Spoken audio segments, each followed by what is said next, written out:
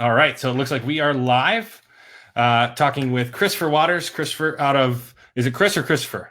Either one. I go Okay. by I go by Christopher because I tried to register chriswaters.com and some actor is in Hollywood with my name. So I can't even own my own domain name. So I got to use Christopher, which is technically my full legal name. So Okay, makes sense, makes sense. But we can call you Chris here. It's all right. Awesome, awesome. So you are in Austin, Texas, is that right? that's right, man. And growing all the time, expanding from Austin and into other locations as well, right? Yeah, about 3 years ago, we opened up an expansion team in another market, and then did a second one, or excuse me, a third one, and then a fourth one. So we're in a couple of markets across Texas where we're helping agents. Like we basically partnered up with people, that were in the business, but they got stuck. They were doing like 30, 40, 50, 60 deals. Right. And, they got stuck and they hit a ceiling. And so we started working with them, and now they're doing, 200 to 300 closings a year. And yeah, it's been crazy rewarding getting to work with people and help them implement the team model. That's awesome. That's awesome. So tell us a little bit about your background. How did you get to where you are today? So, graduated college in 2006, and I joined a team at Keller Williams in January of 2007, and I was there for 4 months and quit real estate after 4 months.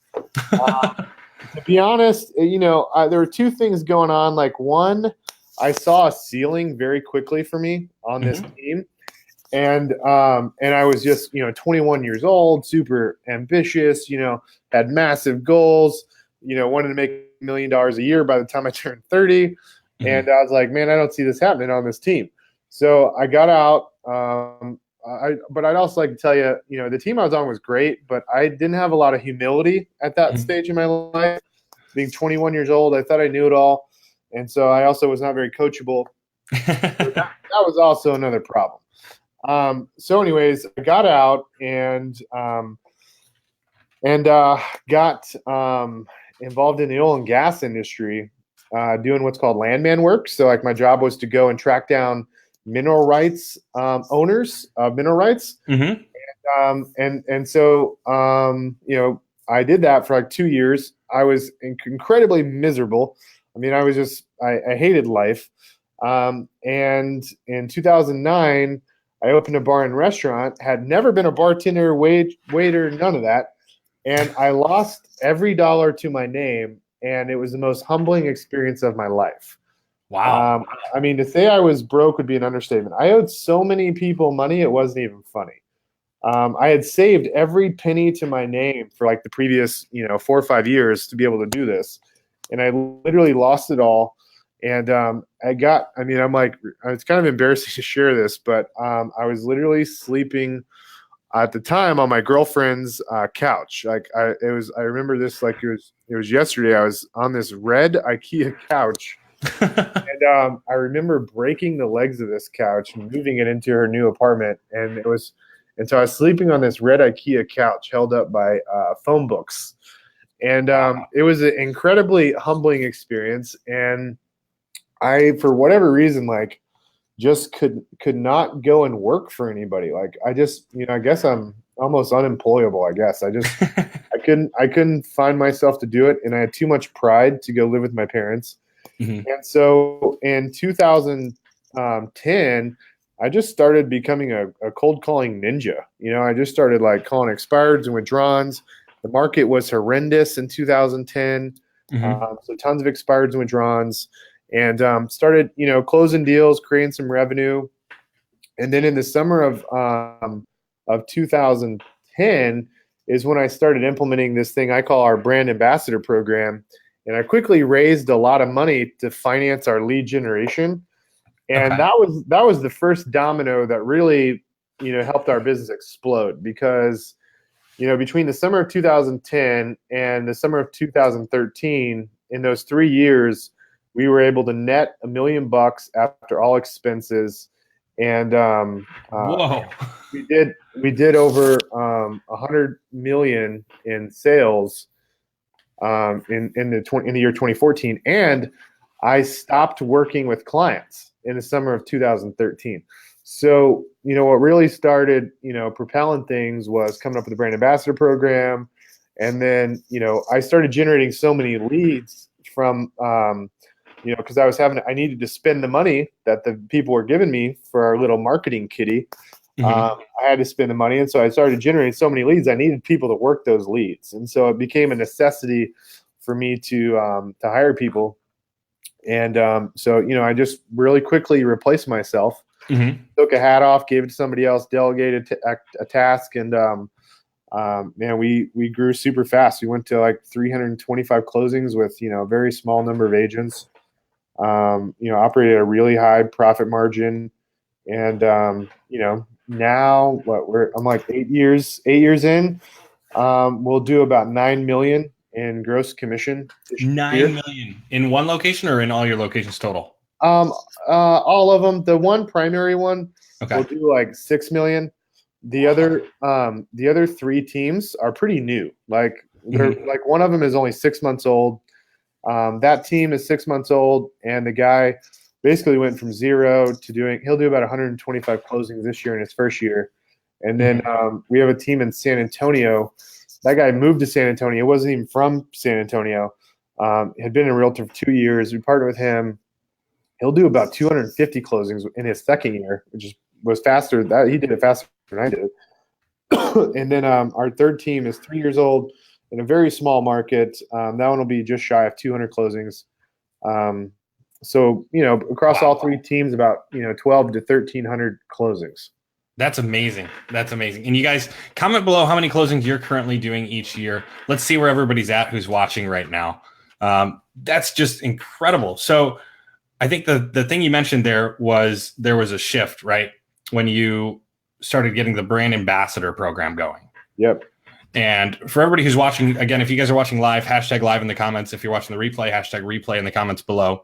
And let us know how many deals you're doing each year.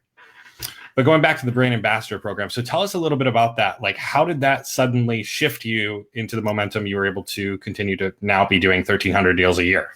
Well, I mean, here's the deal. Like, I was literally sleeping on my girlfriend's couch, and I needed money to pay for lead generation, and I was only 6 months in as a realtor. And so, I was starting to close deals, but I wasn't growing as fast as I wanted. Right. And my bank account was negative, and so I couldn't go and get a loan, to finance lead generation. So I created a what I call a brand ambassador program, and basically, I was the brand ambassador for a lot of other local businesses. Okay. And basically, when you think about the home buying or selling process, as an agent, you're the linchpin. You influence a lot of decisions, and you can go look up on NAR. I think they say the average transaction that closes in the United States generates over $80,000 in a cash injection in the U.S. economy when a house closes. What? Yeah, I mean, so you've got the money that goes to the bank, you got the money that goes to realtor, title companies, home services companies, movers, the little random, some weird stuff happens after people buy houses. For example, for whatever reason, almost everybody goes and buys a car after they buy a house. Just some crazy stat. It was funny because I was just talking to somebody about that, mentioned that you were going to be on, and I know that you had done some stuff with car dealers. Yeah. And I said, I don't know why that works, but apparently it does. And I don't know if it's maybe because they've got a lender for 60 to 90 days saying don't buy a car, don't buy a car, don't buy a car. They just want to do what they've been told not to, or what it is. Or you want a pretty new car in your driveway to keep up with the Joneses, right? So I mean, basically, I started off with just a couple vendors. If you're watching this show, you're probably thinking I just use settlement service providers like lenders. Home warranty, title, whatever. But that's actually the least of it for me was not the settlement service providers. And in the beginning, I spent the summer of 2010 trying to raise money to pay for lead generation. And Okay. so what I did was in the summer of 2010, I had all of these people sign these vendor agreements that they were going to contribute X dollar amount. And I told them that it wouldn't actually start until August 1st. So like I spent all summer, like May, June, July, trying to sign people up. And I told them, hey, you're not going to actually have to worry about making any commitments and paying any money until in August. I just want to get all this in place first and have a couple other local businesses I'm working with and create a really cool network of local business owners that can meet once a month and mastermind and help each other grow their business. Think like high level BNI group. Okay. And so in the summer of 2010, what I did in parallel with going and raising the money is I went and started recruiting agents. And mind you, I had only sold 6 houses. I was going to say, wait, you started recruiting agents. Like you're not doing very many deals yourself. You're right. This is, people, I don't know, man. Like looking back, I'm like, what was I thinking? Like WTF? Right. Because what had ended up happening was because I got my license right out of college and I kept it active, I was able to apply to be a broker, and so I created my own independent brokerage. And ignorance is bliss, Like I didn't know what the hell I was doing. I was like, yeah, why not? I'll form an LLC with the Secretary of State, get my broker's license, and start recruiting agents. So I why not? I had no credibility. I didn't, I'd only done 6 deals. And so in the summer of 2010, I was working the deals, that I had coming in through prospecting and whatnot. So I'll tell you what my day looked like. So from 8 to 9, I was prospecting on the phones. During the day, I was either going on listing appointments, meeting agents either in the morning or evening for coffee or drinks or whatever, and then integrating meetings with business owners. So that's what my schedule looked like for 90 days. And I had no life. I got up at 6 a.m. and I'd go until 10, 11, 12 o'clock at night. I had some days I'd be up till 1 in the morning and then wake up 5 hours later. So I did that 90 days straight. And I was basically just pitching the vision for what the business was going to look like in 90 days. So that's what I was doing with everybody. So I was pitching the vision to agents. I was telling agents, hey, I'm going to have crap tons of leads. I need people to help me. I was meeting with local businesses saying, hey, I'm going to have this really big sales team launching in August. Are you interested in being a part of this and getting involved in our team? I'll get you in our sales meetings, get you to meet people. Wait, so you were pitching these businesses. Not only were you pitching agents, but you were pitching businesses. Yeah, I was pitching businesses and agents all at the same time. And then on August 1st, I had the agents start and I had the vendors start paying. So I had all these things go in tandem on August 1st. And so being able to raise, I think I raised $5,000 over the course of the summer from local businesses, $5,000 per month. And per month, not just $5,000 one time for the year. They're paying you $5,000 per month. And were they in a contract? Was it month to month? What did that look like?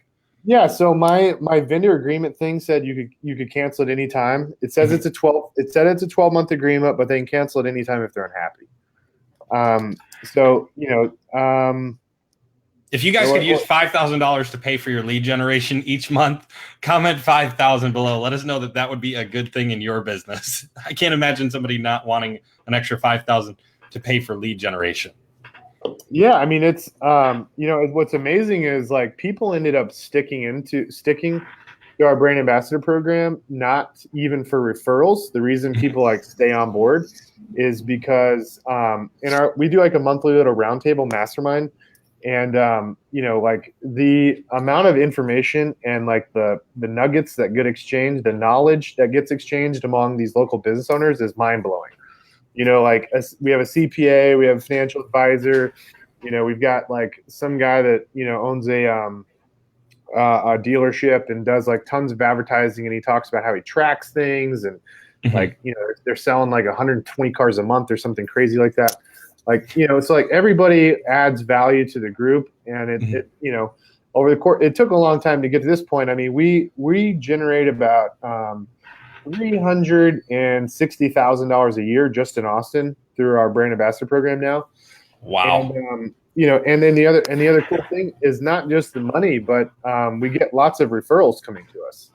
So these other influential business owners are recommending to their employees, to the people in their sphere, to use us. Okay.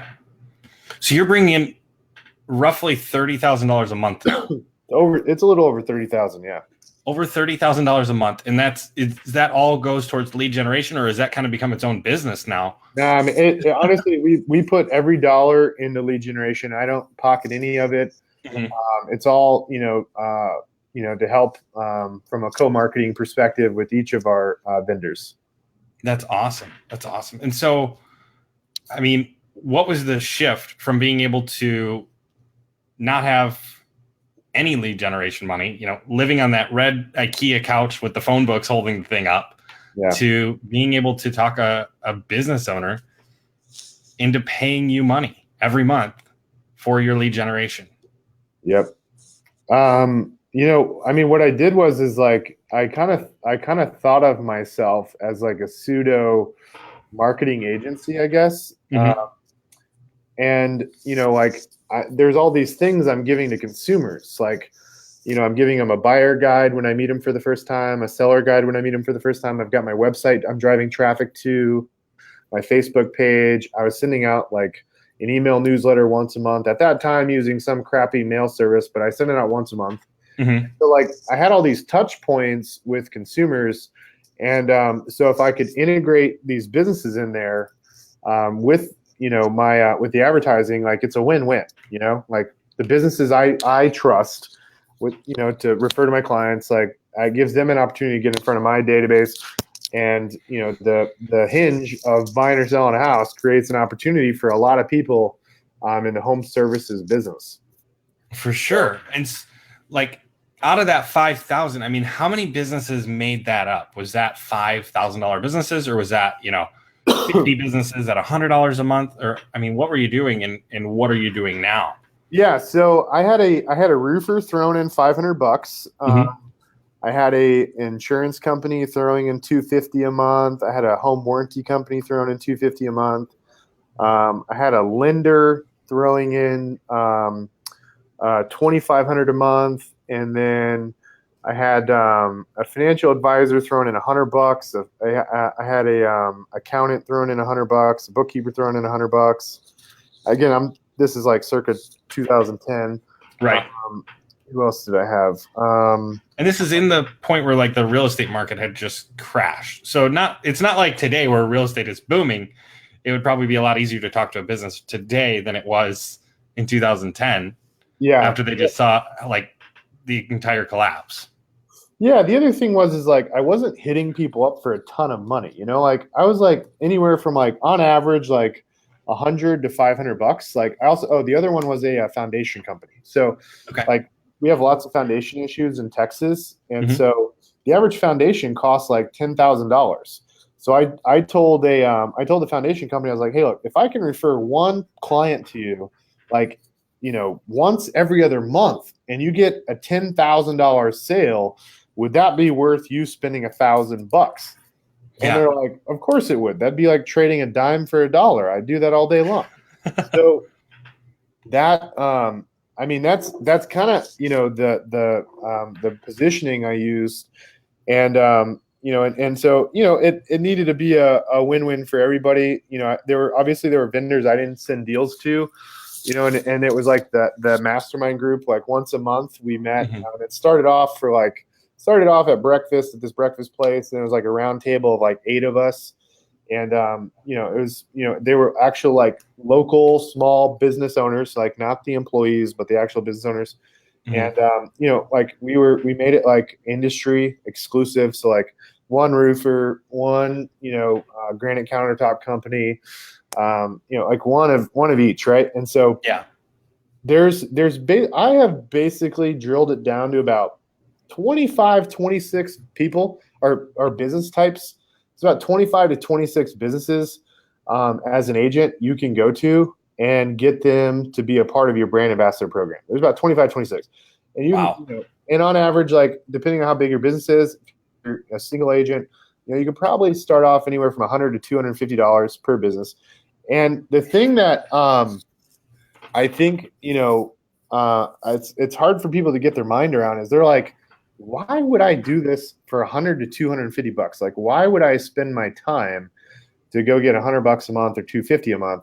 Mhm. And the thing I would challenge you on is think about that in terms of like the annual gross revenue. So like if you go and get somebody at 250 bucks a month, that's $3,000 a year in income towards your lead generation budget. So you may go sell a $300,000 house, bring in 9,000 in gross revenue, but then you got to back out your lead costs, E&O, broker split, etc. This is $3,000 to the bottom line, which goes straight into your lead generation budget. And once you get the 250 bucks a month set up, I set it up through PayPal on recurring payment. You never have to spend any more time trying to chase somebody down to get money. And if you can make it a fruitful relationship, it's not really $3,000 per year. It's $3,000 times 10 years, which is 30,000. Not to mention all the referrals you're going to get from that vendor. Because if another local business owner, like if a local business owner is paying you money to advertise, like they're going, every single month they're looking at their P&L and they see that, $250 going to Joe Smo Realtor, like they're going to be thinking about you. And so like when they know somebody need to buy or sell, employees, whatever, they're going to send you deals. And so think about the lifetime value of these vendors. It's massive. Like our roofer, for example, like shit, man, this roofer we've been working with for like 5 years in Austin, man. I don't know. We probably brought in like $300,000 in gross revenue just from one roofer, So, and that's in the deals that he sent you. Yeah, that's from the deals he sent us. So, wow. Now, do you have a list of those 25 or 26 businesses? I do. I have a list. Yep, I do. Yep. Is that in your new book that you released? You know what? That's a good question. I think I have I don't think I put all 24 or 25 of them in there. Mm-hmm. But I did put quite a few in there. Okay. I got the book in front of me. I'm looking now. I should remember this, right? It took me a year to write this thing. Is the list? Is it something that you do offer to people who are interested in that? Yeah, I mean, I'm obviously biased. I'm going to tell you to go buy my book, but right. Well, and you know what?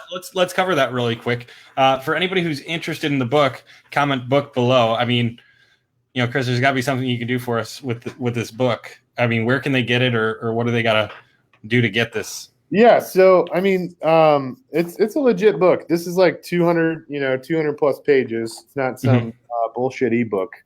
So the book's on Amazon. It's also on Audible. I know Amazon changes the price all the time. I don't even set the price. It's like $13 to $20 plus shipping. Right. I have the book on a landing page, and if you order it on the landing page, you'll get a signed copy. Okay. And the landing page is WIRbook.com. WIRbook.com. And so I mean, I don't know how many people are watching. We got 15 people watching right now. If you guys are enjoying this, smash that like button. Let us know you're watching. Hashtag live in the comments below. Hashtag replay if you're watching the replay in the comments below. But we've got 15 people watching right now. So I'll like hook the people up that are watching. So perfect. I have a promo code, and I will send the book out for free. Like this, I think it cost me like $4 or $5 to like print this. So I'll pay to get it printed, and I'll send it out to you. And I've got a promo code you can input on the website to get it for free. The only thing you got to pay for is shipping and handling. That's on you. I'll pay for the book, but you got to pay for shipping and handling. Okay. And the promo code is Go Team Go. Go Team Go. Spaces or no spaces? No spaces, all capital letters. Go Team Go. And I'm hearing WIRbook.com is not actually working at the moment. Well, shit, that ain't good. So let's see. I imagine it's the pages. Let's see. Yeah, hang on. www here.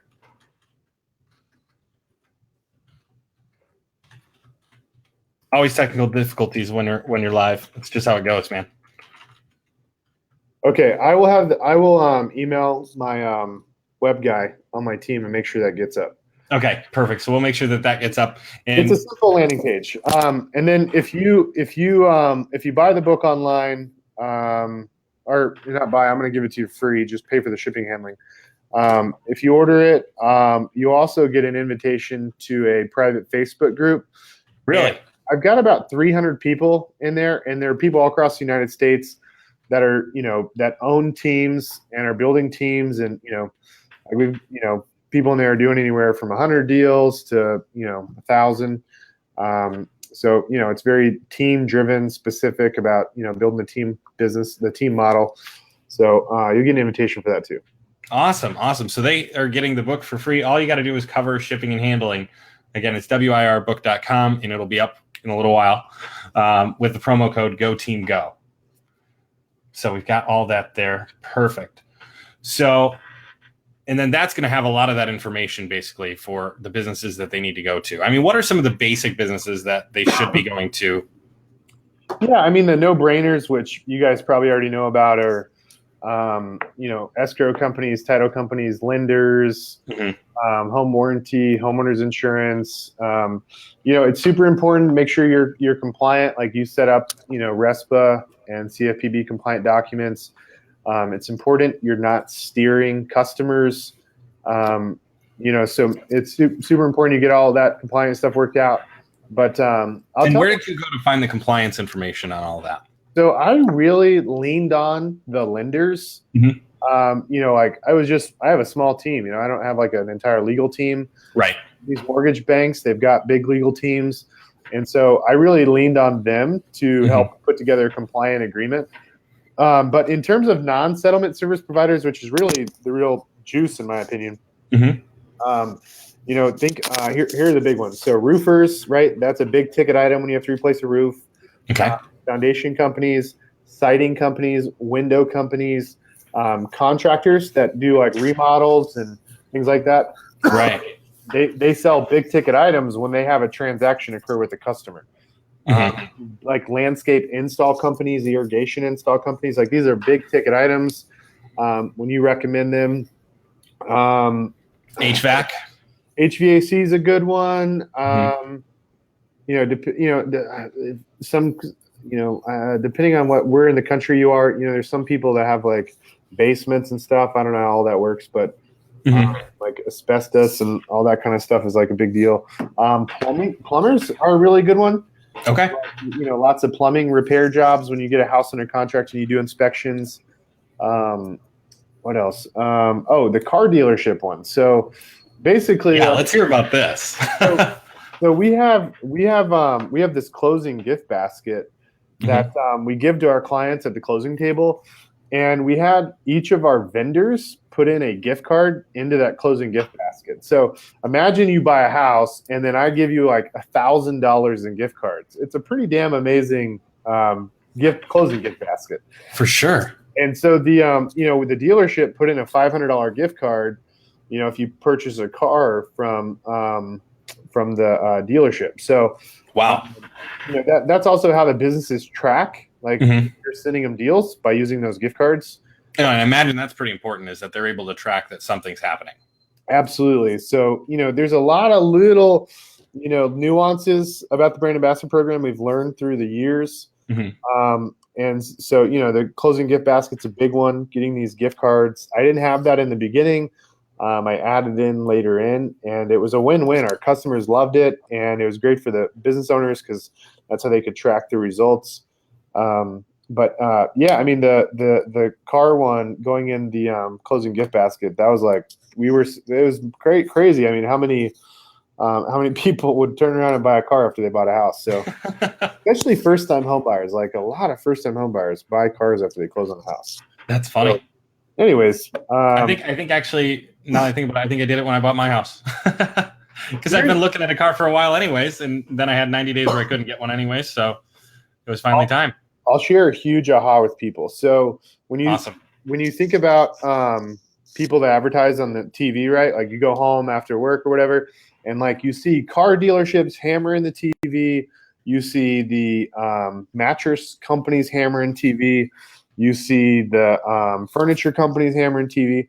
It's like, where the hell do these guys get the money to pay for all this? And Right. so the way you should think about it is like an actual car dealership is basically like a real estate team. Like it's a sales organization Hmm. because they're selling the manufacturer's cars, right? Right. They're just a sales organization, kind of like us in real estate, selling the inventory in the MLS. Makes sense. And so some of the most successful sales organizations, what they do is they zero base their marketing.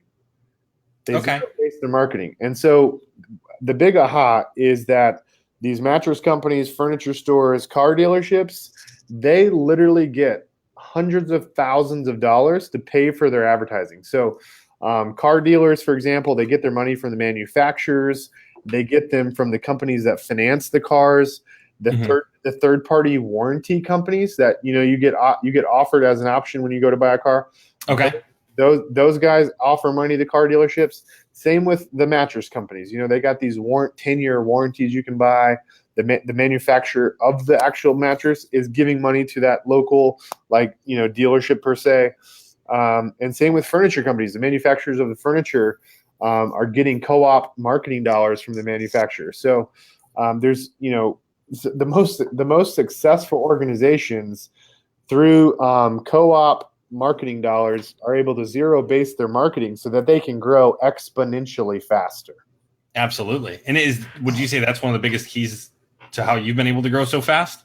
Man, you know what? The money and the lead generation and the marketing is like the first domino, but probably where the real battle lies is in your ability to hire the right people to convert the Yeah. lead. So you could go spend millions of dollars in lead generation, and you could get hundreds of thousands of people registering as a lead on your website. But if you don't have a sales team to convert the leads, it doesn't mean anything, right? So Absolutely. And so are you using an inside sales team, or do your agents act as the sales team?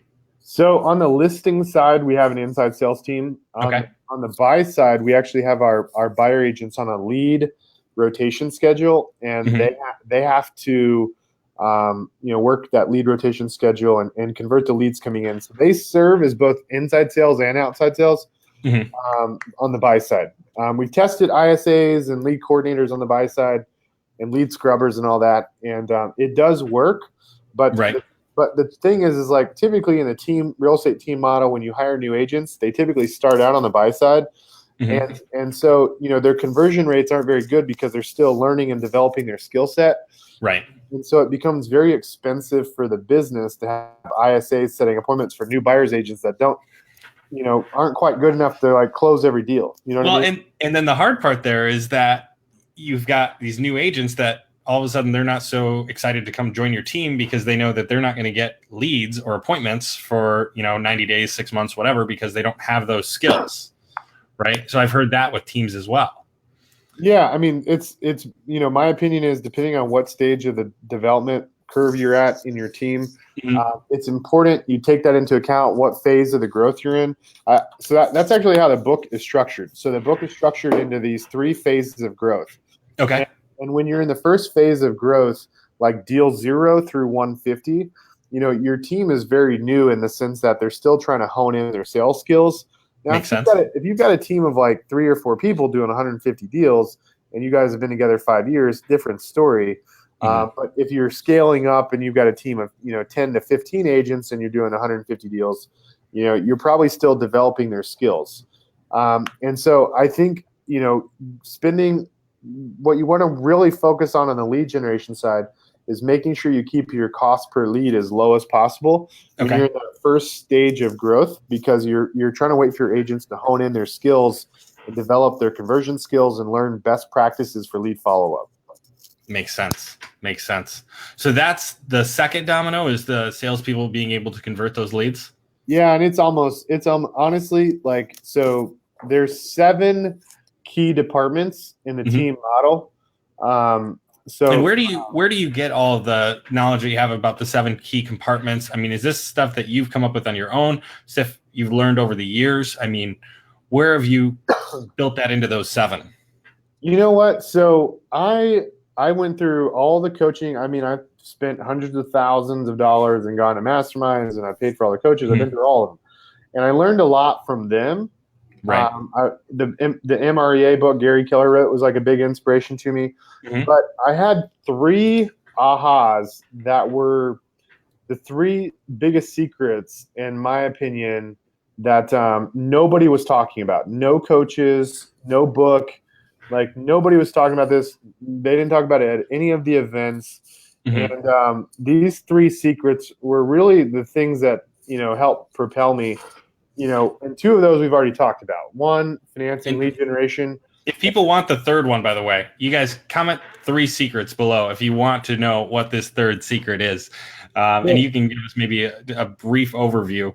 Because if they really want to dive into this, I imagine that's exactly what the book does. Is it dives into all of this. I didn't really talk about like the 3, like the book, the messaging is not about the 3 secrets. The book is really just my journey of building a team, and we, are very transparent, and we talk about all the things we failed at, like all the things that didn't work. I felt like what would be most empowering for people is learning what not to do. So like we shared like tons of examples of things that cost us, hundreds of thousands of dollars and slowed us down from growing. So, the way the book is written is there's these 3 phases of growth in the journey of building a team. And then there are 7 key pillars, 7 key pillars you got to develop in your team. And so, there's one pillar though, like without this one pillar figured out, none of the others matter. And so like the lead generation and marketing is great and all, but and financing lead generation is great and all, but if you can't figure out this one pillar, the rest of the business just falls apart. Really? So that one key pillar that makes everything else unnecessary is the leadership and scaling pillar. So the leadership and scaling pillar, which is what we talk about in the book, right there at the top, leadership and scaling. That is the one pillar, such that if that one is not right first, the whole thing falls apart. Okay. So that's the biggest piece. So the leadership and scaling pillar, and give us a little more depth on what does that mean? What is the leadership and scaling pillar? I guess scaling in which areas, or leading in which areas? So leadership as in like, number one, creating the foundational DNA to your business. Like, you go to business school, they tell you need, to figure out your core values, your mission, and your vision. And like, and I did this. I created my mission, vision, and core values like in the very beginning, but it was just a checkbox for me in my business. It was just a checkbox. Like I just did it because I knew I was supposed to, but I didn't fully like, I wasn't like fully, like for example, the core values, like I wasn't fully like bought into those myself. Like I didn't really think really long and hard about them. The thing that I really dialed in for me was the vision. So like the vision is the reason the foundational DNA is so important is because what's going to make you get other people excited about joining your team is by you having like a visual in your mind of where you want to go. And so people will feed off and people will be attracted to your energy as a leader if you know in your mind what your vision is. And if you can articulate that to other people, people will want to buy into that purpose. And there's three ingredients to building culture. And one of them is getting people to buy into a shared purpose. The second one is people feeling like they're in a position where they have security. And then the third one is vulnerability. And so the shared purpose really drills into your vision. And the security and vulnerability dives into your core values as an organization. And so like, you got to get that part right. And it's not just a checkbox. Like the core values, for example, is the first domino to knock down and finding the right people. And we developed a funnel in terms of like, how to find the right people. So at the top of the funnel, you imagine all these people are applying to job ads and we're cold calling agents and all these people get to the top of the funnel. And the top of the funnel is like super wide. And then the bottom of the funnel is like really narrow. And so most people think that, the interview process is where you figure it out, like where you figure out if somebody is a core value fit. And unfortunately, that's not how it works. And that is secret number 3. Secret number 3 is that you need to hire groups of agents like clockwork, and you need to create talent. You need to think of talent like lead generation. So Okay. the NAR posted a study, and they said 1 out of 5 agents will succeed over the course of a year. 1 out of 5 will succeed. And in the early years, I used to think that that was a crazy statistic, that only 1 out of 5 people would succeed. And I was like, man, I can do better than that. But the thing is like if you know anything about statistics, as your sample size grows in statistics, you get to a truer sense of the real mean. Yep. And so your goal in the team model is you're trying to find Navy SEALs as fast as possible. You know, the guys and gals that are going to go out there and kill it really quickly. And you don't even have the entire year to figure it out. So we developed this funnel from a talent perspective, and we have very specific behavioral attributes we look for in people. We don't look at closings and executions and all that. Like there's very specific behavioral attributes we look at between days 0 and 30, and then 30 and 60, and then 60 and 90. Okay. So the interview process is BS, and it's once people actually join your team, you start to identify what their true core values are. And so if you spend a lot of time thinking about, as the leader or the owner of the company, what your core values are, and you can align yourself with people with similar core values, that's when you start building the dominoes that are going to knock down the ability to create a great culture. Okay. A great culture is when people want to come into the office and jump out of bed and be in the office, right? Like that. Right. I mean, you've been in those offices where it just feels electric in there. But to do that, you got to have a bunch of like-minded people. It doesn't mean they have to agree politically and all that kind of shit. They need to, like from an internal, what they value perspective, they need to be in alignment. And it's like, you go out in the jungle and and an ape starts beating its chest. Like all these other apes come around and want to see what's going on. Well, it's the same thing in the office. Like you create an environment where people are all amped up, everybody feeds off each other, and everybody wants to be there. So, there's this funnel we created in the selection process when it comes to finding the right who, and that was probably, the biggest aha, and that's 80% of the battle is selecting the right who. Like, awesome people don't need to be managed, and like they're very resourceful, and they can figure things out on their own. And when you're a new team and you have limited resources, and you, the team leader, are still doing deals, like you're not going to do a great job training people. So you need people to be resourceful, and that's why this funnel on the selection process is so important. Now, you're probably going to ask me next, what is that funnel? Oh, you still there? No, did we lose you? No.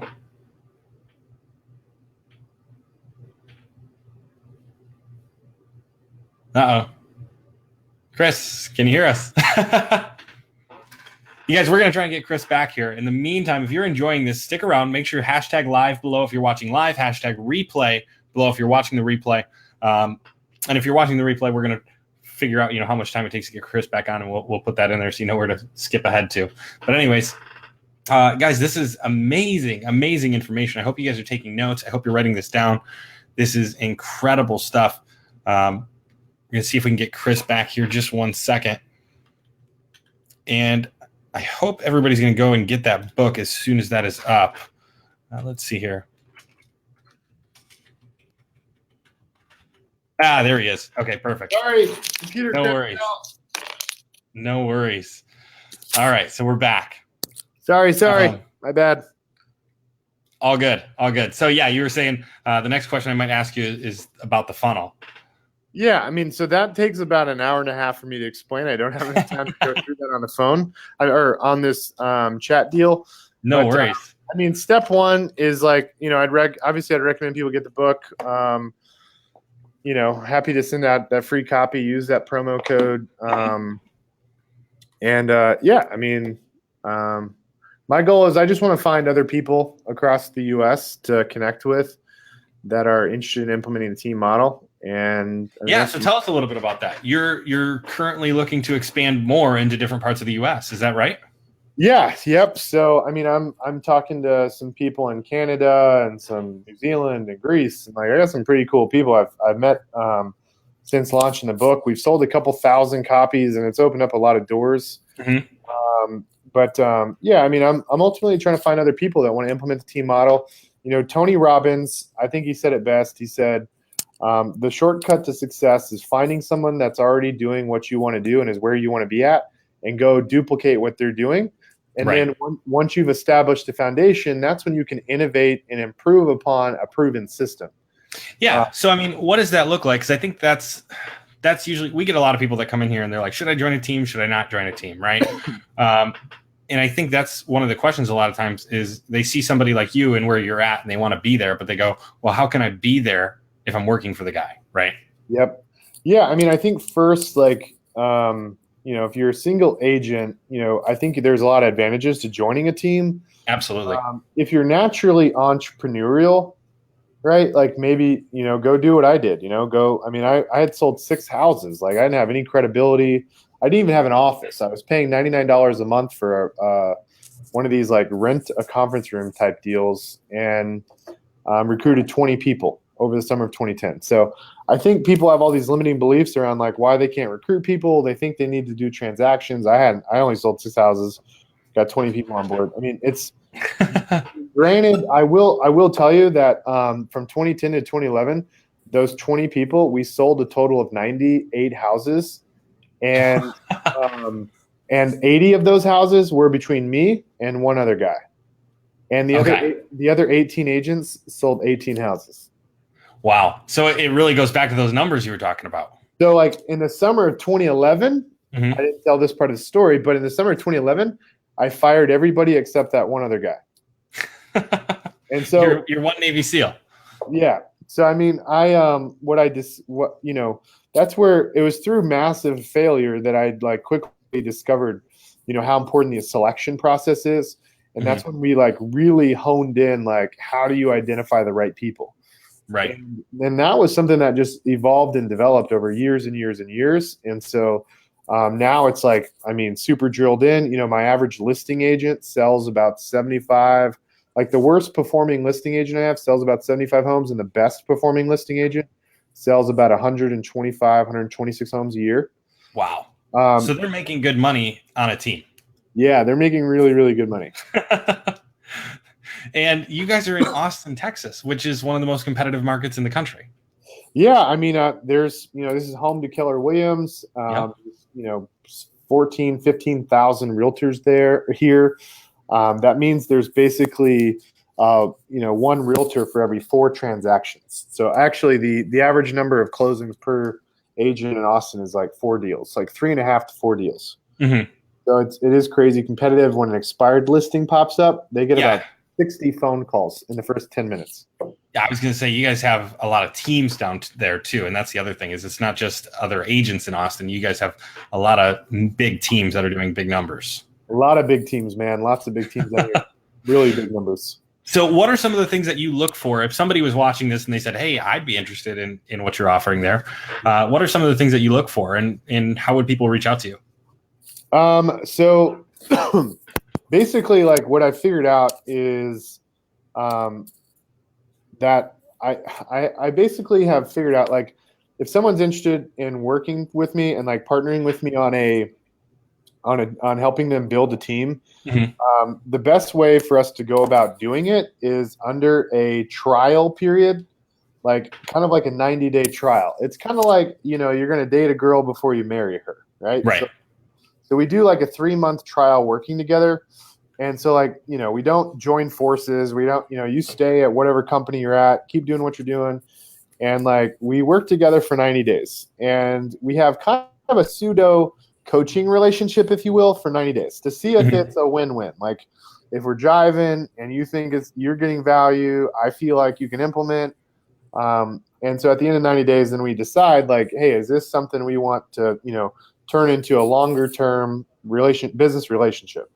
And so that's basically step one. Like if somebody is interested in working together, I'll set up a kind of pseudo coaching arrangement for us to work together for 90 days. We'll talk every 2 weeks for about an hour. And I'll help you with your business. We'll, do a business strategy call. I'll send you a business audit questionnaire so I understand your business more, and so I know where to like help you, push the needle. So if honestly, I think, man, it's crazy. I don't know. I'm thinking back now. I can't believe I did this, but I think I put yeah, I did. I put my phone number in my phone number and email in the book.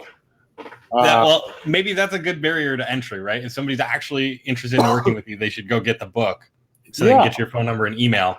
I actually I don't think I would even work with anybody until they read this book, because like the book is really, really good. And I obviously I'm biased, but I think it's pretty good, and it tells a story of what I went through.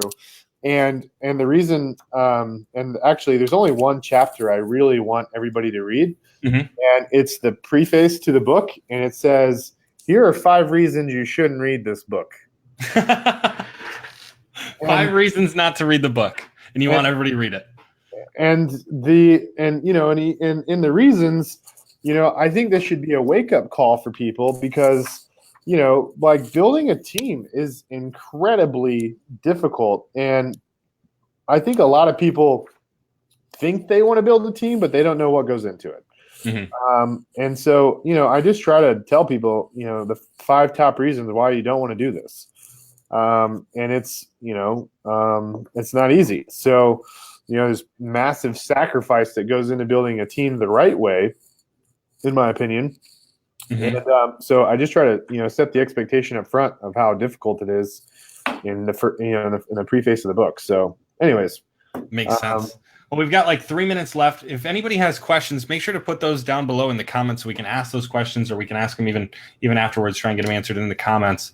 But you have provided a ton of value. One question that I had is, so what does the conversation look like with the people when you initially went to them to ask them to basically help sponsor your marketing?